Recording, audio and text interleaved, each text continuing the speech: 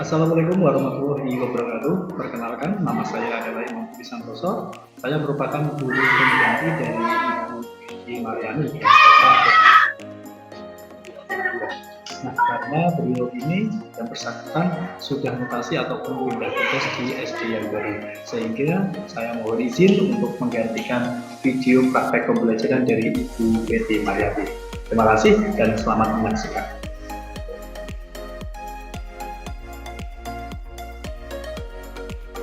Assalamualaikum warahmatullahi wabarakatuh.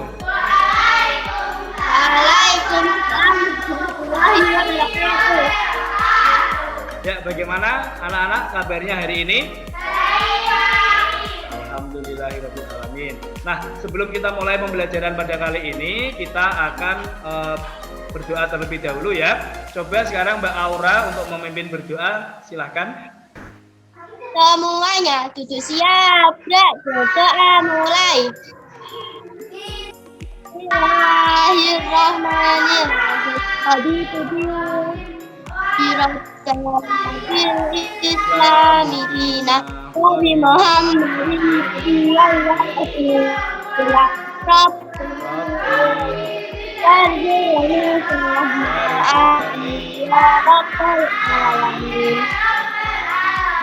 Ya, terima kasih Mbak Aura ya.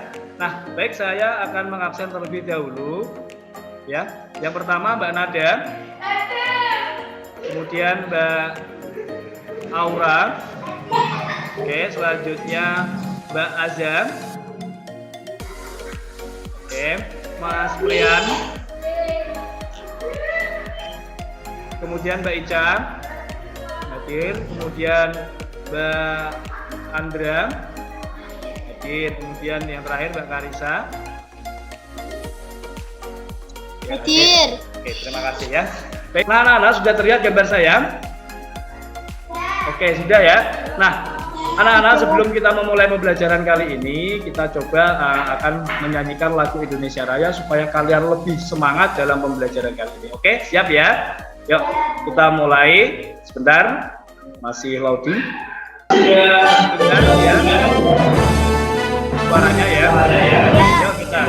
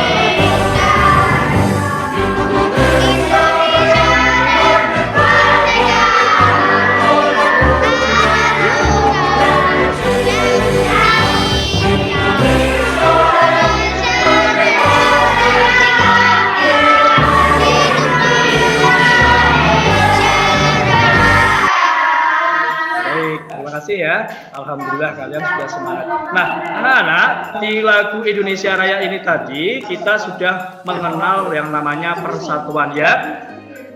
Benar apa tidak? Betul ya. Nah, kita sebagai bangsa Indonesia ini harus menjaga persatuan, baik di lingkungan keluarga, di lingkungan masyarakat, maupun di lingkungan sekolah. Oke ya.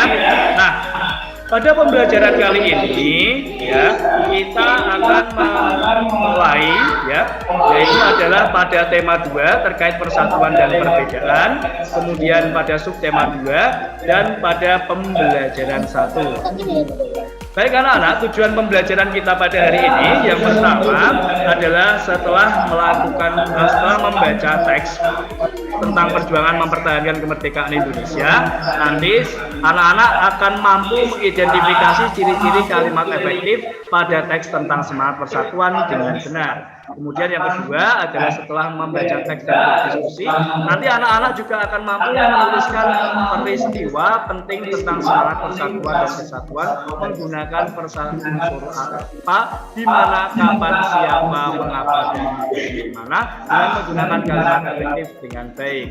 Dan yang kelima adalah setelah melakukan pengamatan dan menggali informasi dari berbagai sumber, nanti anak-anak diharapkan juga mampu akan mengidentifikasi ciri-ciri hewan berdasarkan habitatnya dengan benar.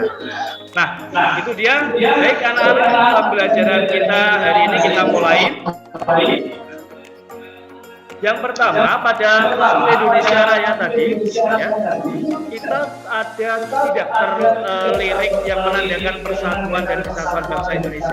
Ada tidak? Ada tidak lirik yang menandakan persatuan dan kesatuan bangsa Indonesia? Ada ya. Kemudian kita sebagai bangsa Indonesia tentunya tahu momentum di mana rakyat Indonesia ini mencapai puncak persatuannya dalam melawan penjajah, yaitu dengan adanya proklamasi tanggal berapa anak-anak? Tanggal 17 Agustus 1945. Nah, kita sebagai generasi penerus juga wajib untuk mempertahankan kemerdekaan negara Indonesia ini, ya. Cara satunya dengan apa, anak-anak? Ada yang tahu? Ada yang tahu? Iya, kita sebagai siswa kita harus bisa mempertahankan kemerdekaan dengan cara belajar dengan rajin, kemudian menghargai jasa pahlawan. Betul. Nah, selain itu, ternyata para pejuang Indonesia juga mempertahankan kemerdekaan Indonesia ini. Nah, misalnya di sini ya ada teks bacaan mengenai pertempuran Surabaya. Sudah kelihatan semua? Pada pertempuran Surabaya ini ada yang mau membaca siapa? Mbak Nada, coba Mbak Nada.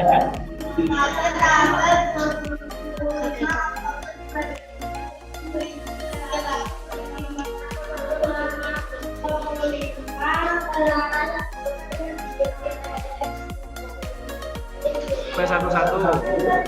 Tanggal 27 sampai 30 Oktober 1945 terjadinya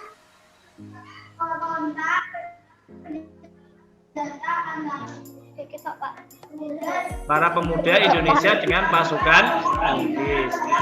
Dalam pertempuran ini bahkan adalah terbunuhnya pemimpin pasukan Inggris Brigadier Jenderal Malapai. Betul sekali. Nah, bacaan ini anak-anak nanti kita akan coba membuat peta pikiran ya dengan menggunakan kalimat tanya. Tadi sudah saya jelaskan terkait kalimat tanya apa. Apa itu menanyakan apa? Menanyakan suatu bagi siapa, betul. Mengapa? Mengapa ini menanyakan tentang sebab sebab akibat. Siapa menanyakan? Orang, betul. Bagaimana? Menanyakan tentang gimana proses, betul sekali, atau cara melakukan sesuatu. Terus kapan? Menanyakan apa kalau kapan? Waktu, betul. Gimana? Menanyakan tempat. Nah, di sini coba Pak Imam akan membuatkan peta pikiran untuk kalian. Contoh ya, ini adalah pertempuran Surabaya yang tadi kita sudah baca bersama-sama. Nah, dari apa? Apa yang menyebabkan terjadinya pertempuran di Surabaya? Tadi adalah apa? Ya, terbunuhnya pimpinan pasukan Inggris Brigjen AWS Malapai. Betul.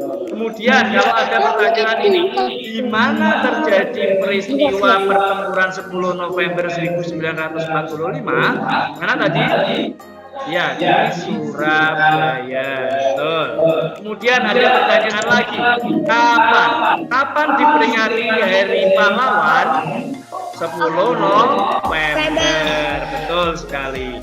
Selanjutnya, siapa pemimpin sekutu yang terbunuh pada tanggal 25 Oktober? Siapa tadi? Brigjen AWS Malabai. Nah, seperti itu. Itu adalah salah satu contoh dari membuat peta pikiran. Nah, anak-anak, coba nanti dari teks bacaan ini kalian juga tentunya mengetahui yang namanya kalimat efektif dan kalimat tidak efektif. Coba. Kira-kira kalimat efektif adalah Kalimat untuk menyampaikan kalimat untuk menyampaikan informasi atau gagasan dengan menggunakan bahasa yang mudah dipahami oleh orang lain. betul, pinter sekali ya. Oke, selanjutnya ciri-ciri dari kalimat efektif ini yang pertama adalah memiliki unsur penting atau pokok. Kemudian yang kedua menggunakan struktur bahasa yang tepat, dan yang ketiga adalah memenuhi kaidah ejaan yang berlaku, dan keempat adalah menggunakan pilihan kata atau diksi yang tepat dan sesuai kebutuhan. Nah, coba di sini saya memiliki contoh. Nanti kalian menentukan apakah ini termasuk kalimat efektif ataukah bukan kalimat efektif ya. Yang pertama, pada tanggal 27 Oktober 1945 terjadi konflik senjata antara para pemuda dan pemuda-pemuda Indonesia dengan pasukan Inggris. Termasuk apa aja? Ya, betul. Karena apa? Karena ya di sini ada kata-kata para pemuda-pemuda. Ini sudah tidak efektif. Betul sekali ya. Sini ya. Ini tidak efektif. Kemudian kalimat yang kedua, para pejuang kemerdekaan gigih mempertahankan kota Surabaya agar tidak dikuasai oleh sekutu. Efektif apa tidak, Cak? Kalimat kalimat efektif, betul, karena di sini tertulis para pejuang ya. Selanjutnya, pada tanggal 9 November 1945, Inggris mengeluarkan ancaman ultimatum pada rakyat Surabaya. Efektif atau tidak? Ya, tidak, karena di sini mengandung makna ganda, yaitu adalah ancaman dan bukti. Nah, kemudian yang keempat adalah peristiwa 10 November diperingati Hari Pahlawan. Kira-kira efektif apa tidak? Efektif, betul sekali ya. Kalimat ini adalah termasuk kalimat efektif. Bagaimana anak-anak, sudah paham antara kalimat efektif dan tidak efektif? Sudah ya, alhamdulillah. Baik, selanjutnya peristiwa-peristiwa selain dari pertempuran di Surabaya, ternyata ada berbagai macam peristiwa untuk mempertahankan kemerdekaan Indonesia. Yang pertama adalah pertempuran Ambarawa. Kemudian yang kedua adalah pertempuran Medan Raya, dan yang ketiga pertempuran Bandung Lautan Api. Selanjutnya agresi militer Belanda pertama dan agresi militer Belanda kedua. Nah, coba nanti kalian di rumah ya akan Pak Imam bagi ya, masing-masing kelompok terdiri dari 3 anak. Kemudian kelompok 1 tugasnya adalah mencari informasi tentang pertempuran Ambarawa dan disajikan bentuk pikiran untuk peta pikiran tadi ya, dengan menggunakan kalimat kata. kapan, siapa, mana, apa, mengapa, dan bagaimana. Betul. Nah, kelompok 2 nanti melakukan mencari informasi terkait pertempuran medan area. Kelompok ketiga membutuhkan informasi tentang banding lautan api, dan keempat adalah agresi militer Belanda pertama, dan yang kelima, kelompok kelima adalah mencari informasi tentang agresi militer Belanda kedua. Oke, di daerah kalian sendiri ya, ada tidak persatuan dan kesatuan? Ada ya. Ada ya? Ada. Tentunya kalian di lingkungan keluarga, di lingkungan masyarakat maupun di lingkungan sekolah, tentunya kalian bersatu. Betul sekali. Nah, kira-kira di lingkungan masyarakat, di lingkungan kalian juga ada berbagai macam hewan apa tidak? Ada. Nah, coba sekarang Pak Imam punya gambar. Ini gambar apa? Gambar hewan apa? Ayam, ya betul sekali. Terus kemudian gambar apa? Ikan. Kemudian gambar bebek. Ada lagi? Cicak, betul sekali. Nah, dari hewan ini yang saya contohkan anak-anak, nanti kita coba untuk menggali ciri-ciri dari masing-masing hewan tersebut. Oke, tahu ya? Coba kita yang pertama. Ini adalah hewan Ayam. Ciri-cirinya kira-kira apa, anak-anak? Ada apa? Nah, memiliki kaki 2, terus memiliki bulu, betul, memiliki paruh yang rumit. Nah, kira-kira telur atau beranak? Dia bicara Betul. kemudian dia tinggalnya hidup di mana? Ayam ini. Ayam ini hidup di darat dengan tekstur tanah yang kering ya. Kemudian yang kedua, apa ini? Ikan. Ciri-ciri ikan yang ada yang tahu apa? Insan. Selanjutnya memiliki ekor. Memiliki sisi, betul sekali. Nah, tempat tinggalnya ikan ini di mana, anak? Di air ya, tentunya ya. Ada yang hidup di air tawar, ada yang hidup di air asin. Kemudian selanjutnya adalah cicak. Nah, cicak ini memiliki ciri-ciri apa? Kira-kira ada yang tahu? Tidak ada yang tahu. Tidak ada. Yang pertama apa ciri-ciri? Ya, memiliki ekor yang bisa dipukul. Selanjutnya memiliki lidah yang panjang. Ya, yang ketiga kakinya bisa merekam di tembok. Betul sekali. Dan berkembang biak dengan Telur. Nah, ciri-ciri habitatnya adalah di Tembok. Betul, sering kita jumpai di dinding atau di tembok ataupun di pepohonan ya. Baik, selanjutnya adalah apa ini? Bebek, betul sekali. Bebek ini memiliki ciri-ciri yang pertama adalah memiliki bulu yang dilapisi kulit. Kemudian memiliki paruh berbentuk apa? Berbentuk sudu. Yang kedua kakinya berulah. Terus berkembang biak dengan Telur. Nah, ciri-ciri habitatnya adalah memiliki mana? Lidah Raban panas di air. yang suka apa? Di air. Air rendam ataupun berlumpur. Betul ya? Nah, selanjutnya di sini Pak Imam memiliki teks yang berjudul bebek.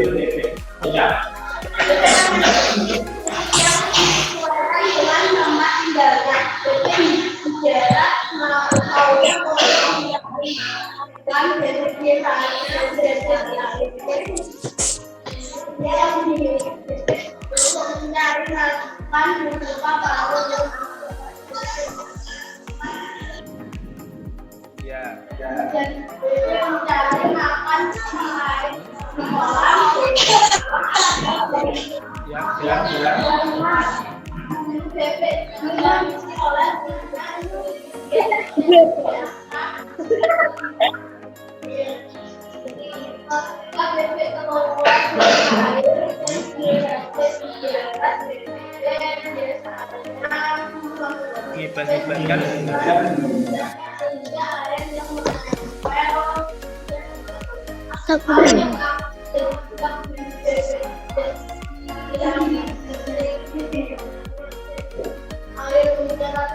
Imam batu kuntet.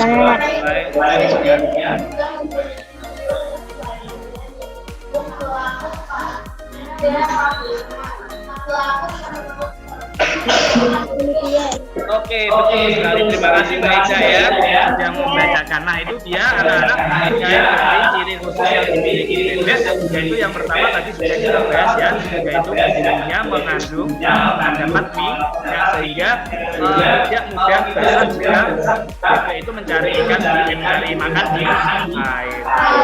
Nah, nanti anak-anak kalian catat 3 hewan saja yang ada di sekitar kalian, kemudian ambil ciri-ciri khususnya seperti tadi ya, kemudian ciri-ciri habitatnya seperti apa. Nah, 3 saja, kemudian setelah itu tuliskan kesimpulan dari hasil pengamatan yang sudah kalian lakukan. Paham kira-kira tugasnya?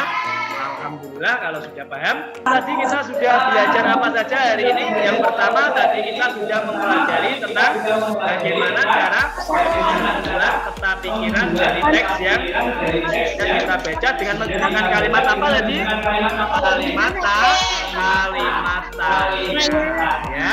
Kemudian kita sudah belajar selain kalimat tanya tadi menggunakan kalimatnya, kita juga sudah mempelajari tentang kalimat apa?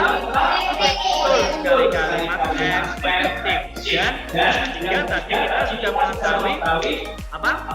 Ciri-ciri dari beberapa hewan serta habitat.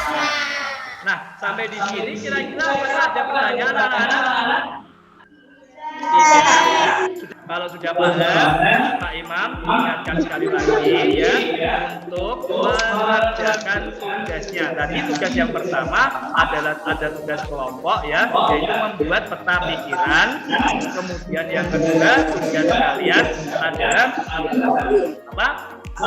Membuat atau mengamati ya, mengamati ciri-ciri khusus hewan dan habitatnya. Paham ya anak-anak ya? Baik, terima kasih kalau sudah paham. Sebelum kita akhiri anak-anak, silakan Mbak, tadi sudah Mbak Karisa, sekarang Mbak Aura. Mulai.